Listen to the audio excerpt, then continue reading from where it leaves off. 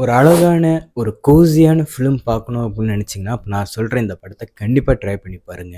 100 days 100 movies part 2ல இன்னைக்கு டே 4. நம்ம hero ஒரு கல்யாணத்துக்காக ஒரு காடிய ரென்டல் பண்ணிட்டு போறாங்க.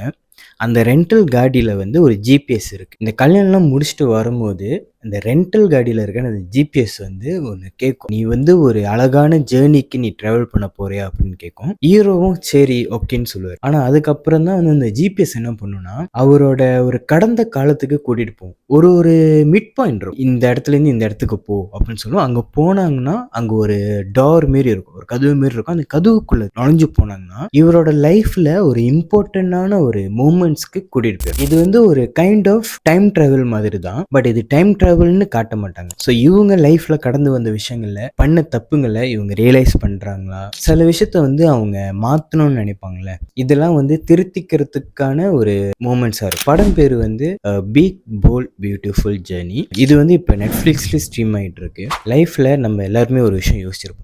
ச்சே, திருப்பி இந்த போயிட்டு இதை மாத்திட்டு வந்துடலாமா, இது மாத்தினா எப்படி இருக்கும், இது பண்ணியிருக்க தேவையில்லையா, அந்த மாதிரி நம்ம யோசிச்சிருப்போம். அந்த மாதிரி ஒரு மூமெண்ட் கிடைக்கும் போது நம்ம எப்படி இருக்கும், நம்ம என்ன செய்வோம், அதுதான் இந்த படம் பார்த்து முடிச்சோன்னே நம்ம யோசிப்போம். ஸோ எனக்கு ரொம்ப பிடிச்ச ஒரு படம். ஸோ கண்டிப்பாக உங்களுக்கு பிடிக்கும்னு நினைக்கிறேன். ட்ரை பண்ணி பாருங்க. ஸோ இன்னும் மூவிஸ் அண்ட் ரெக்கமெண்டேஷன்ஸ்க்கு எம்பிஜி வியூஸோ ஃபாலோ பண்ணிக்கோங்க.